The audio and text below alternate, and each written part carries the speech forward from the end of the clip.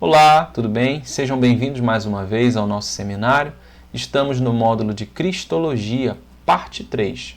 Na parte 1, trabalhamos a pessoa de Cristo, como ele é Deus, como ele é homem. Na parte 2, trabalhamos a obra de Cristo. E na parte 3, vamos fazer a seguinte pergunta: teria Cristo descido ao inferno entre a sua morte e ressurreição?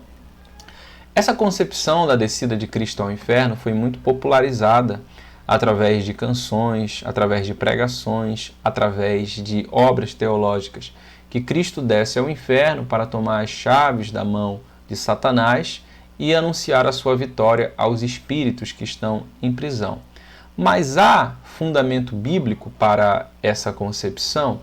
Na realidade, essa ideia remonta ao credo apostólico. O credo apostólico é uma confissão de fé da época da patrística. O que é a patrística? São os pais da igreja, os sucessores dos apóstolos, que produziram esse documento por volta do século 3 e 4 depois de Cristo, onde vão estar organizadas as principais doutrinas do cristianismo, como o nascimento virginal, a ressurreição, a morte na cruz, e ali é mencionada, como está grifado em granito, uma cláusula que diz que Jesus desceu ao mundo dos mortos, ou desceu ao inferno.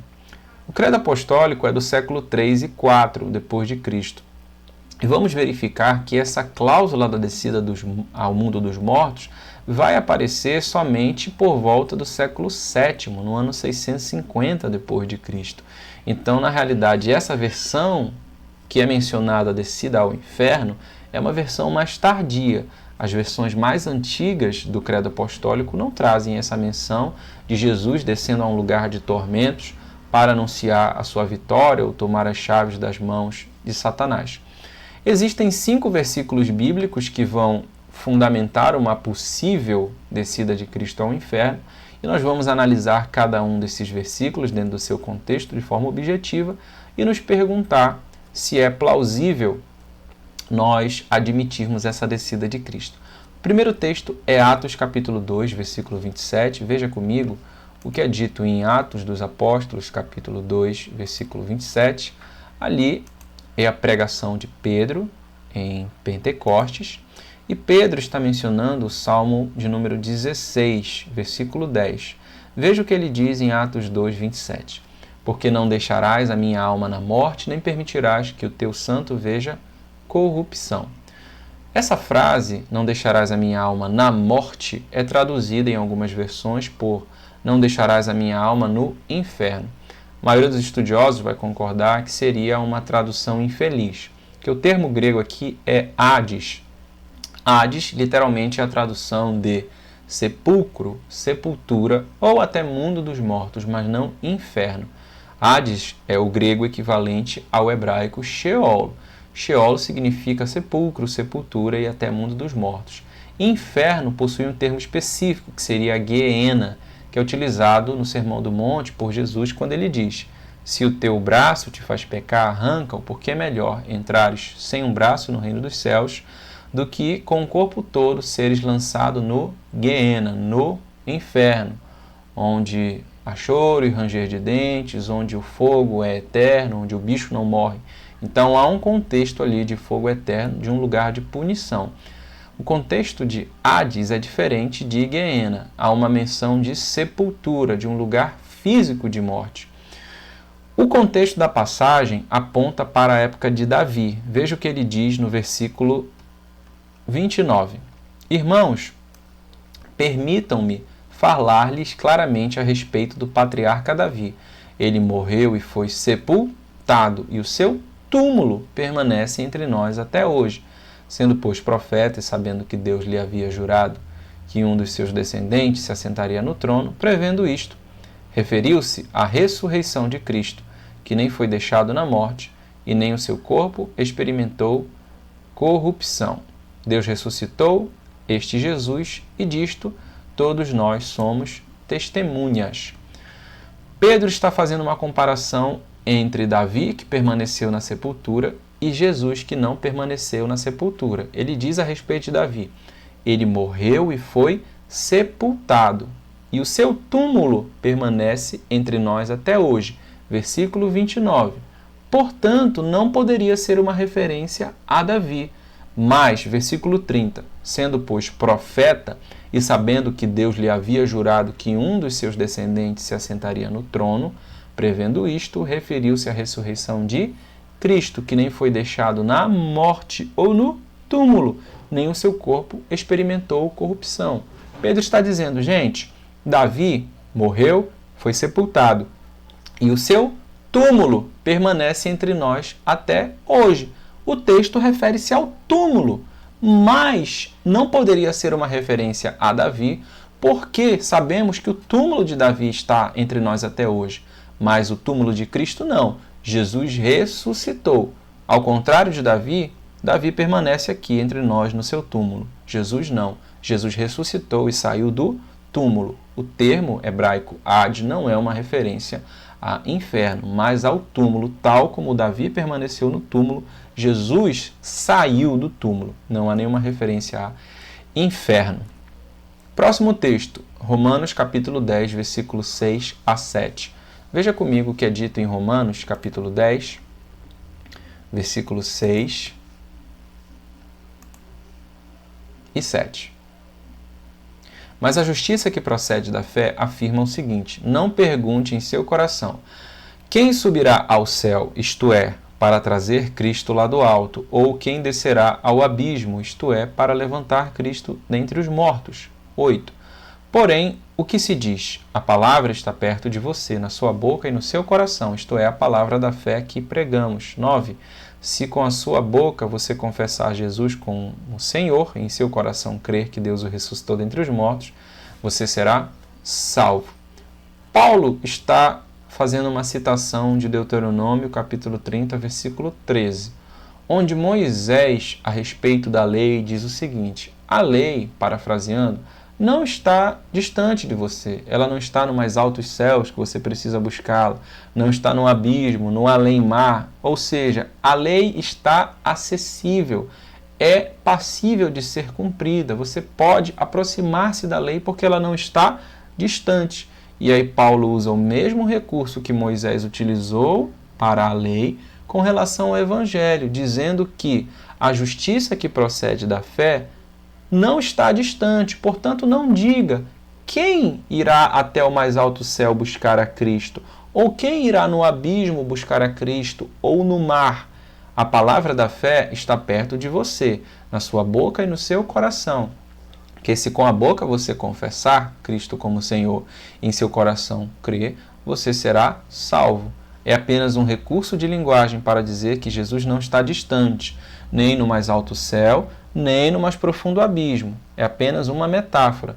Nem longe, a palavra da fé está perto de ti, no teu coração e na tua boca. Basta você confessar e você crer. Assim como a lei era acessível, o evangelho também é acessível nas palavras de Paulo.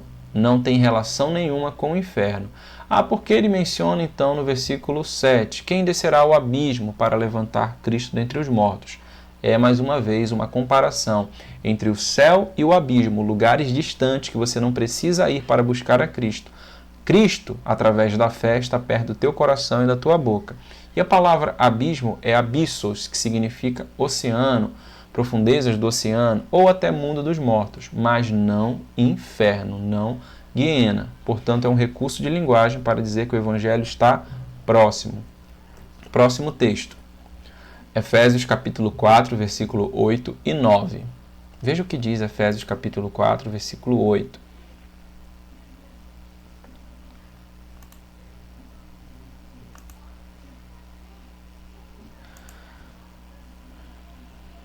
Por isso diz, quando ele subiu às alturas, levou cativo o cativeiro e concedeu dons aos homens. Ora, que quer dizer ele subiu, senão que também havia descido até as regiões inferiores da terra?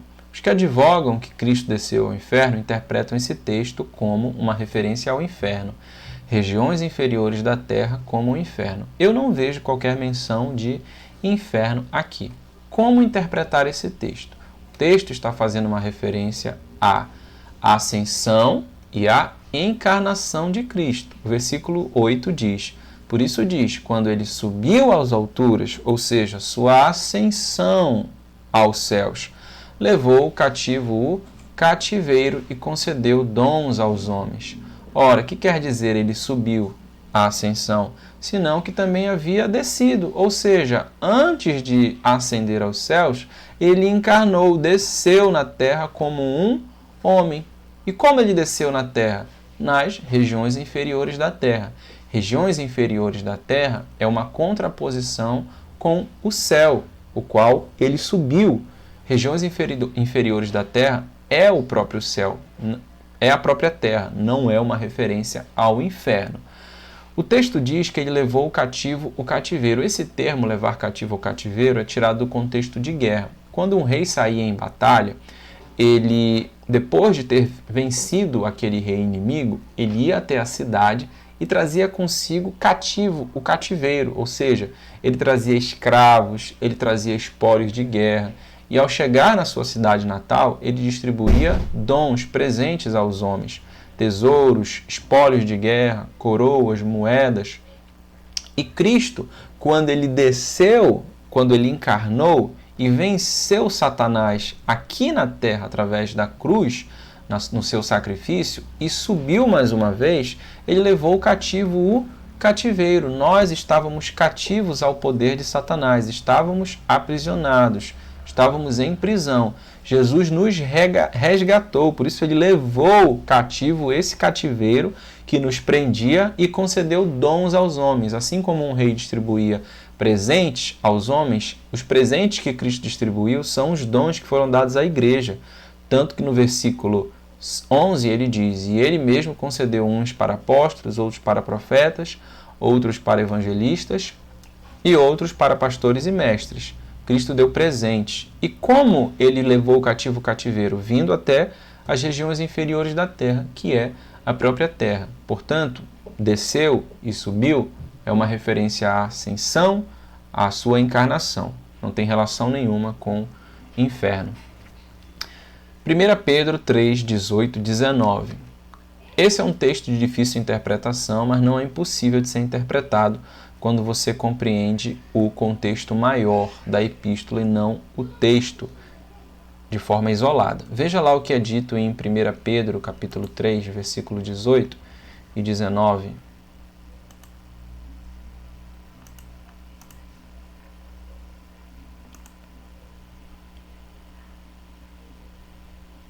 Pois também Cristo padeceu uma única vez pelos pecados, o justo pelos injustos, para conduzir vocês a Deus morto, sim na carne, mas vivificado no Espírito, no qual também foi e pregou aos espíritos em prisão, os quais, noutro tempo, foram desobedientes, quando Deus aguardava com paciência nos dias de Noé, enquanto se preparava a arca, na qual poucas pessoas, apenas 8, foram salvas através da água. O versículo 19 diz que ele foi e pregou aos espíritos em prisão. E aqui é dado embasamento para aqueles que defendem que Cristo foi ao inferno e pregou aos espíritos aprisionados no inferno. Vamos interpretar o sentido maior da epístola de Pedro para poder interpretar então esse versículo. Vamos compreender o contexto para não tirar esse texto do seu contexto. 1 Pedro, capítulo 1, veja comigo o versículo 10. Foi a respeito desta salvação que os profetas indagaram e investigaram. Eles profetizaram a respeito da graça destinada a vocês, investigando qual a ocasião ou quais as circunstâncias oportunas que eram indicadas pelo Espírito de Cristo que neles estava, ao predizer os sofrimentos que Cristo teria de suportar e as glórias que viriam depois desses sofrimentos. Veja só, Pedro está dizendo que Cristo está sendo pregado desde o Antigo Testamento, como nos profetas. Ele diz que o Espírito de Cristo neles estava. Quando Isaías, quando Jeremias, quando Daniel ou Obadias pregavam, o Espírito de Cristo estava neles, anunciando as coisas que haveriam de acontecer. Cristo está sendo pregado nos profetas desde o Antigo Testamento, através do seu Espírito que estava nesses profetas, é dito isso de forma categórica, capítulo 1, versículo 11, indicadas pelo Espírito de Cristo que neles estava. Agora, nós vamos compreender, à luz dessa compreensão maior, o capítulo 3 e o versículo 18. Capítulo 3, versículo 18. Pois também Cristo padeceu uma única vez pelos pecados, o justo pelos injustos, para conduzir vocês a Deus morto, sim na carne, mas vivificado no Espírito, no qual também foi e pregou. Então veja só, o capítulo 1 diz que o Espírito de Cristo está pregando nos profetas. Aqui no capítulo 3 está dizendo que no Espírito Jesus foi e pregou, vivificado no Espírito, versículo 18, no qual é uma referência ao Espírito, também foi e pregou aos espíritos em prisão. Então Cristo pregou no Espírito, Cristo não pregou em carne e osso aos espíritos em prisão. E quem são esses espíritos em prisão? Versículo 20, os quais, ou seja, os espíritos em prisão, noutro tempo, ele vai dizer quando, foram desobedientes quando Deus aguardava com paciência nos dias de Noé. Então, olha, como Cristo pregou em espírito, quando? Nos dias de Noé, enquanto se preparava a arca na qual apenas 8 pessoas foram salvas. Portanto, Cristo estava no espírito pregando aos espíritos em prisão nos dias de Noé. Como? Em Noé. Então, Cristo no Espírito estava pregando através de Noé, tal como pregava no Espírito através dos outros profetas. A quem? Aos espíritos em prisão dos dias de Noé. Quando Noé estava pregando aos desobedientes da sua época, enquanto a arca estava sendo preparada, Cristo estava no Espírito pregando a esses espíritos aprisionados, a esses espíritos em prisão dos dias de Noé. Portanto, não é que Cristo tenha descido ao inferno para pregar no inferno a espíritos aprisionados. O texto diz que Cristo pregou no Espírito, ou seja, não foi em carne e osso, e pregou num tempo, nos dias de Noé. Como? No Espírito, através de Noé. A quem? A esses espíritos em prisão da época de Noé, que não ouviram a palavra de Deus enquanto Noé preparava a arca. Portanto, não é uma referência ao inferno. Fica mais fácil de compreender o texto através de uma interpretação mais geral e menos específica.